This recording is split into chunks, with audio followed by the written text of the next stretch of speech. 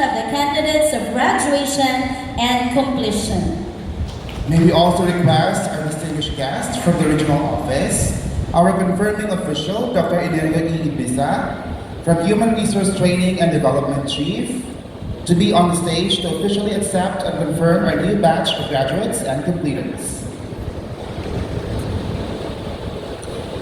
By virtue of the authority bestowed upon me by the school's division superintendent, Dr. Jonathan S. De La Pina, as Education Program Supervisor in charge for the alternative learning system of the Division of Iligan City, I hereby certify that the candidates for graduation have satisfactorily completed the required competencies of the K-12 Basic Education Curriculum, as well as the candidates for completion of the junior high school level, prescribed by the Bureau of Alternative Education of the Department of Education.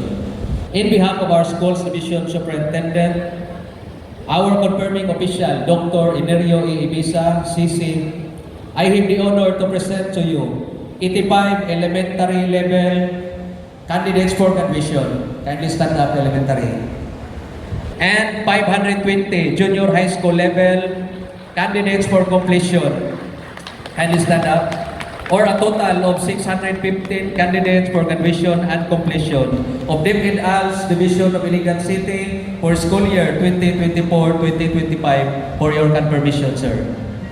On the basis of the certification of the Division Al's focal person, Dr. Abimar Gonzaga, that you have satisfactorily completed the requirements of the ALS Basic Education Curriculum as prescribed by the Bureau of Alternative Education of the Department of Education, and by virtue of the authority vested upon me by the Regional Director, Dr. Arturo Bayocot, Cecil 3, through SDS Jonathan S. De La Peña, Cecil 5, I hereby confirm you, graduates and completers of DepEd Division of Iligan City for the school year 2024-2025. You will now receive your certificate of completion. Congratulations, everyone.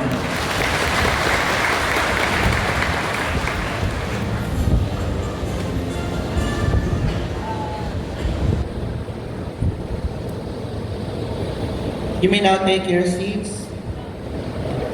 This time, I'll be reading with you the message of our Regional Director, Arturo B. Bayocot, Cecil 3. I hope I can read this very well. It's very tiny.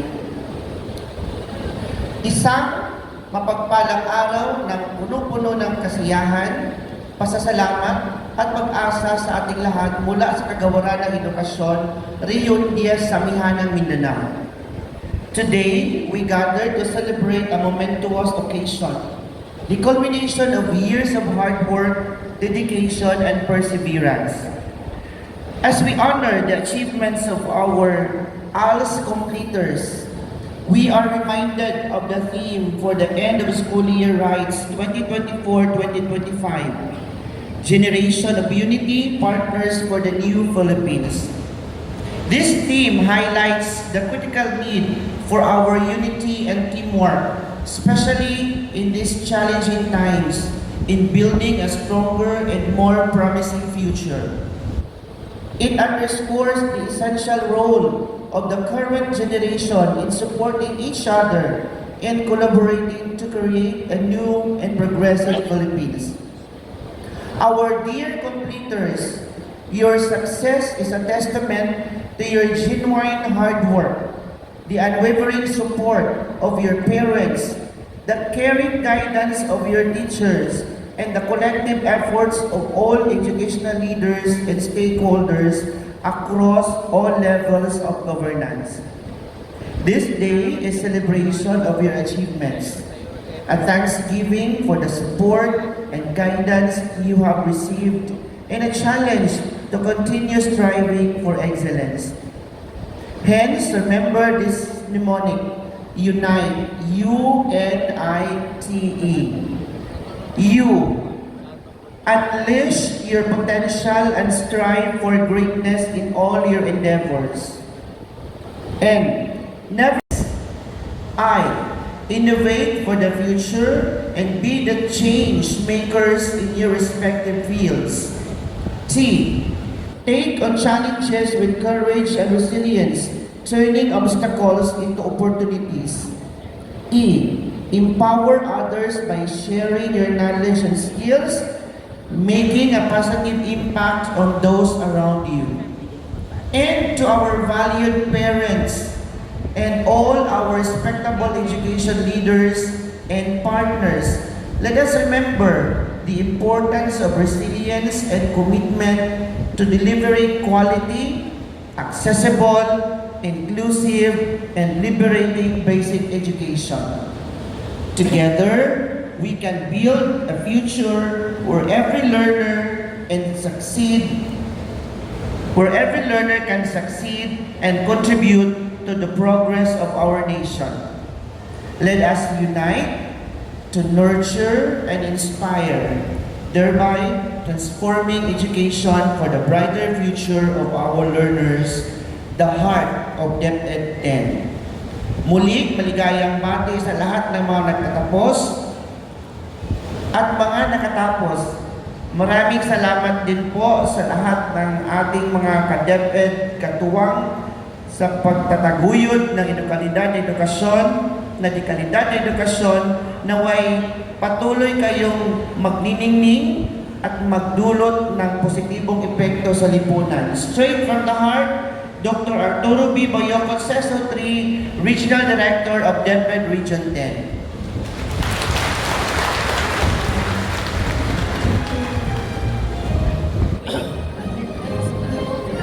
Thank you for that, Dr. Enerio E. Ibisa. Once again, congratulations to our graduates and completers. And now, the moment many have been dreaming of, receiving the tangible proof of their hard work and dedication. To lead us in the distribution of certificates, we are honored to have with us today Dr. Ray Butch P. Mahinay, Dr. Enerio E. Ibisa, SESE, HRTD Chief, Region 10,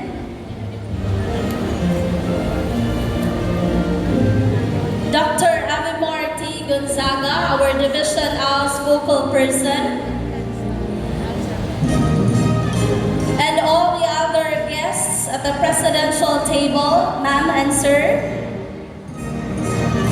our Education Program Supervisor and Public Schools District Supervisor, please join us here on stage, ma'am and sir.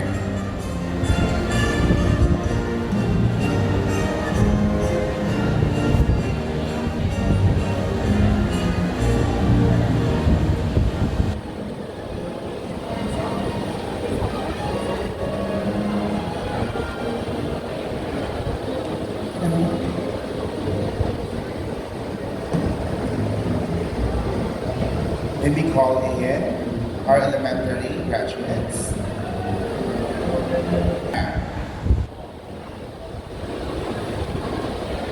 Juliet M. Salunoy, Arden John L. Taganas,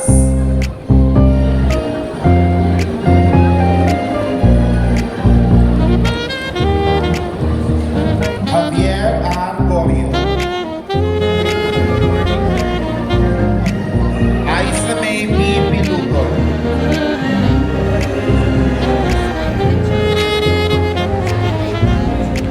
Leslie Lay P. Milogon,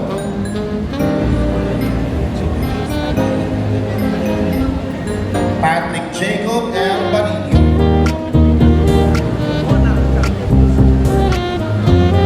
Marlon B. Sabilia,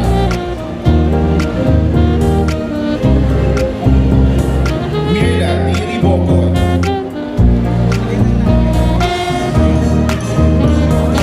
Rodel G. Amantes,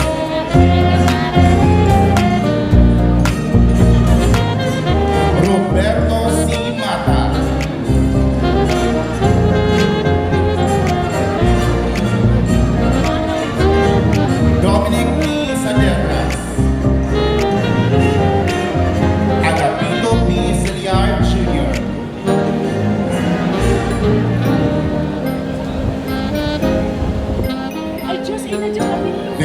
Rosa A. Sausos. Good morning, everyone. Our guest speaker this morning is a highly respected educator and public servant with more than 2 decades of experience in both formal and non-formal education sectors. He is currently the Vice President for Extension and Social Development Services at the City College of Cagayan de Oro City, where he leads transformative programs that serves communities across the country. Prior to this, he serves as the regional focal person for the Alternative Learning System of Region 10, where he championed inclusive and accessible education for out-of-school youth and adults learners. A passionate advocate of lifelong learning and community engagement, he continues to shape national conversations in equity and educational transformation. Let us all welcome Dr. Ray Butch D. Mahinay. Thank you very much, Ma'am Lynn. Please be seated. Maayong buntag sa tanan. Maayong buntag. Maayong buntag sa tanan. Maayong buntag. Alright. Diba? Dapat na i-response. I received the invitation last Sunday. The invitation last Sunday. And I told Ma'am Lynn, I cannot promise to be present for today's graduation. But if I will recall it, last year, pag yun, sige nag-invite si Ma'am Lynn sa ako to attend an ALS graduation here in Iligan City.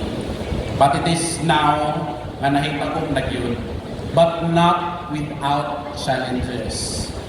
Last Tuesday night, ihilantan ko, anak ko patay ko, lagi ko makarargaan yung Iligan kay ihilantan ko.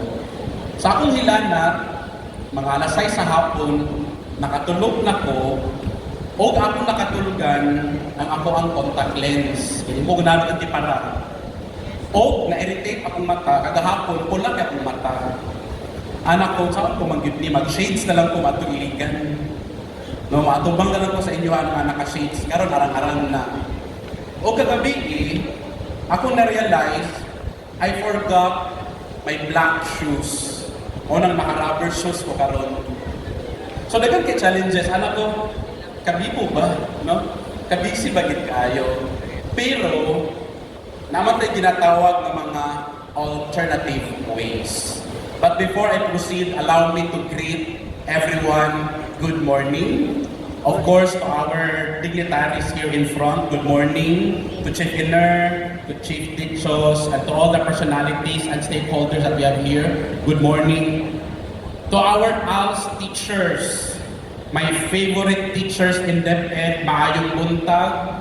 To all our community ALS implementers, to our parents, to our friends, guests, ladies and gentlemen, good morning. As I was saying, there is always an alternative way.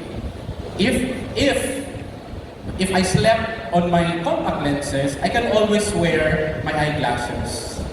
If I did not bring my black shoes, I can always wear my rubber shoes. There is always another way. And that's what makes it alternative. According to the Webster Dictionary, alternative is defined as other than usual. Kung ang usual nato nga mga process is ingon ani, there is always another way. And that is alternative. And that brings me today the alternative learning system. Sir, kinsa di may sa ALS? Unsay difference namo sa mga ni-graduate sa elementary school? Unsay difference namo sa mga ni-graduate sa junior high school? The answer is there is no difference. Except we are only taking the alternative way. If in the formal school, our learners, our students, they will report to school 8 to 5 every day, Monday to Friday, in a school with teachers already inside the school. Yours is different. Lahi ang inyuha. Siguro, mag-meet lang mo sa inyong mga ALS teachers once or twice a week. Nagsabot lang mo nga, diniyong mo nga area mag-meet. Diba? Pwede nyo tawagan yung ALS teachers sa Cavite. Lahi yun siya. It's an alternative from the formal school system. But is there a difference? No. The diploma is the same, signed by the superintendent. So please do not think that you are lesser than our graduates from the formal school because you are all the same. Lahit lang na pamaagi, alternative lang. Pero look at your graduation now. Asa inyong venue? Kasosyal ba kaayo na ata sa ginatawag nga the orchard. And I believe this is the first DepEd event held here in the orchard. Diba? Kaya naging ang feeling. As I was looking at you marching here on stage, I also saw your pictures on the LED screen. Social man, marang mag-artista. Diba? Palakpakan na ito mga kagalingon, diba? Ay kung bumili sa ALS, dili na may mga artista. Anak day na, no? There is always an alternative way. I attended so many ALS graduations already. I went to graduations inside the jail, the BJMP. I also attended graduations inside the rehabilitation center. I also attended a graduation inside military camp. Naka-appeal po ALS graduation inside Xavier University, hotels, and venue like this one. In the entire country, nagkalain-lain yun ang atong representation sa alternative learning system. That's why dili gid mawala na gyud pod sa akong system, sa ako ang personal value system, ang alternative learning system. Last year, 2024, I did a very painful decision. And that was leaving the ALS. I got an offer, na-offeran ko, no? With a very promising salary, di ba na ko deny, becoming the Vice President of the City College of Cagayan de Oro. At that time, I was already the Regional Education Program Supervisor of ALS. And being in ALS, naghanagit kayo ng buhat. In fact, Region 10 was labeled as the model region in the country. Kita may nagsugod sa ALS Senior High School, kita man sa Region 10. Kita may nagsugod ng learning activity sheets, kita man sa Region 10. So daghan kita og nabuhat sa alternative learning system. That's why last year, it was really a painful decision for me to leave ALS. Pero little did I know that the universe has bigger plans for me.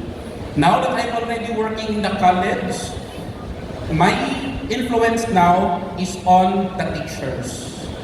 Diba? Kung before, ang akong influence kay mga learners like you, karon nga naanak sa college, akong influence ang mga teachers.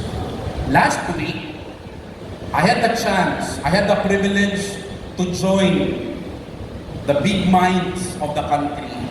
This is the Teacher Education Council, the Research Institute for Teaching Quality, Philippine Normal University, and University of the Philippines. Kung sa among topic, how to make an education curriculum worth 3 years only. That was the topic. And ano mo push karon na tanan courses sa college mo na og 3 years. So that was also the topic, how to make education degree 3 years. Ako, kaya na-invite naman yun ko dito, kaya naan naman yun ko dito, and I feel I have a voice being there, I told everyone, why not make ALS a minor course in education degree? If not offer bachelor in ALS, why can we not have ALS as a separate subject under education courses, I tell you, kanay yung mga ALS teachers, dili man na sila ready mahimong ALS teacher. Dili.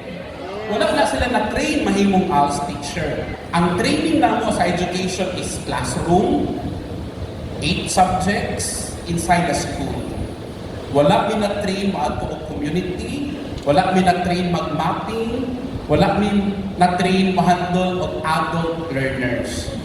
That's why last week, while I was already in a very good venue, I proposed, let's offer minor in ALS. And I tell you, it was accepted. So, for the years to come, there will already be a minor in alternative learning system. O para sa ako, Lord, grabe yung nag-rush sa imong gihatag sa ako. Kung wala ko na-expose ko sa DepEd sa ALS, I will not be talking about ALS in that venue. So therefore, tanang butang, i-plaster gidi ay ni Lord para sa ako. Balik ko sa inyo. Kamo, naasag mo'y purpose nga nung naan na mo din ni learners next school year. Kamo, mga ALS nato nga mga junior high school completers, agigib mo og senior high school, pwede mo sa ALS, pwede mo sa regular formal senior high school. What I'm saying is, do not stop learning. Naagali tayo graduate sa hinguog nga 70 years old na elementary. Kung imong pangutan ko, nga nung graduate pa man yun ang 70 years old sa elementary. Na kamo, mga bata pa kayo mo. So you have no reason to stop learning. Padayon lang ita og pag-eskwela. Sir, mahal man kayo mo eskwela. Karon nga panahon, naghana kaayo libre. Tinuod na. So di ko mag-college, mag-training lang ko sa TESDA. Daghan kay scholarship ang TESDA. Tinuod yun ni. Kami sa City College, kami pa ang galisod pagpalita ang learners. No? From our guest speaker, Dr. Ray Butch Mahina. Thank you so much, sir. Your words have surely resonated deeply within each of us, especially our graduates. It is an honor to have us.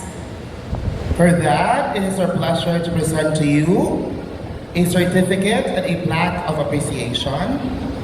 As our guest speaker today, in particular, the citation reads, Republic of the Philippines, Department of Education, Region 10, Northern Mindanao, Division of Iligan City. Certificate of Recognition in grateful recognition of his distinguished and invaluable service rendered as keynote speaker during the Alternative Learning System completion and graduation ceremony for the school year 2024 to 2025 with the theme Kakaisa, Kaagapay sa Bagong Pilipinas, thereby contributing immeasurable prestige of the ceremony. Given the 17th day of July 2025 at the Orchard Event Hall, Tubod, Iligan City, Philippines. Signed, Dr. Jonathan S. De La Peña, CESO 5, Schools Division Superintendent. certificate of recognition is presented to Dr. Ray Butch Mahina.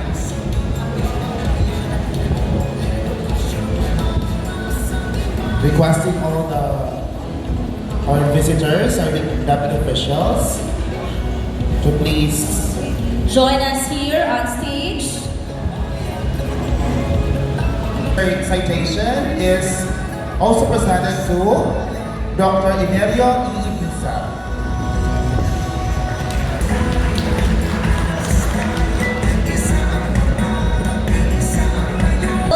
You made it here, Dr. Inerio E. Ibiza, and we are so grateful for that. Once again, thank you so much. Request Public Schools District Supervisor and our guests, especially the Iligan City Youth Development Alliance, to be on stage for a photo opportunity.